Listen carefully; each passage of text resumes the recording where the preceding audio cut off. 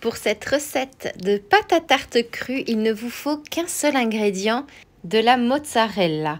C'est tout simple, vous allez voir. Il vous faut 400 g de mozzarella. Très important de choisir une mozzarella de qualité et déposez-la dans un bol adapté au micro-ondes. Certains gardent l'eau de la mozzarella, mais pas moi. Vous allez voir que c'est beaucoup plus simple, beaucoup plus rapide. Mais par contre, ne l'essorez pas, en tout cas, pas maintenant. C'est le moment de placer votre bol dans votre micro-ondes et de cuire pendant 1 minute à 750 watts.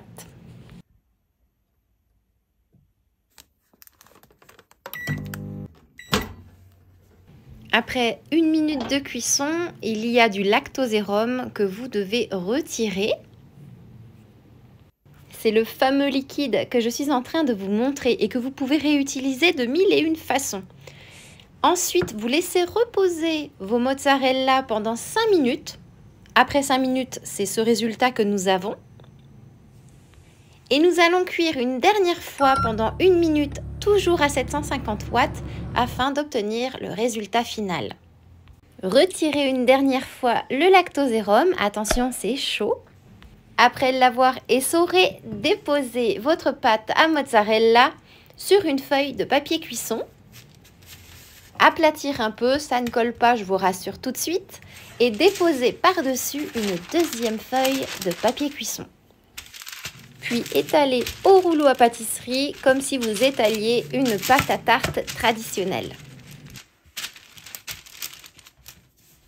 Et voilà, c'est aussi simple que ça. Il ne vous reste plus qu'à garnir votre pâte à mozzarella avec la garniture de votre choix. Vous allez voir que le papier cuisson se décolle sans aucune difficulté. Voilà. J'aime avoir une pâte assez fine.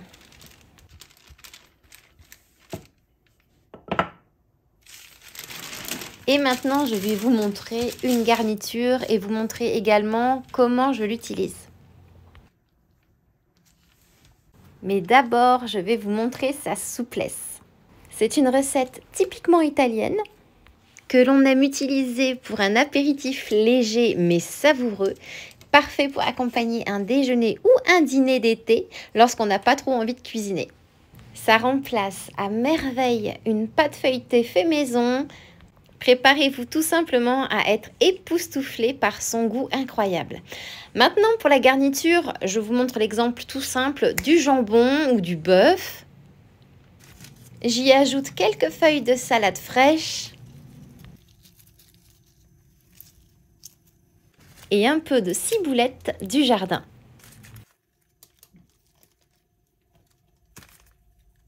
Roulez la pâte sur elle-même. Ça peut très bien aussi remplacer un pain pita fait maison. Il ne vous reste plus qu'à couper votre rouleau de fromage en tranches et il sera prêt à être dégusté. Sachez qu'en garniture, vous avez 1 million de possibilités. Vous avez la possibilité d'ajouter de la crème. Vous pouvez ajouter de la crème de légumes, comme par exemple la crème de tomate que je vous ai proposée il y a quelques jours.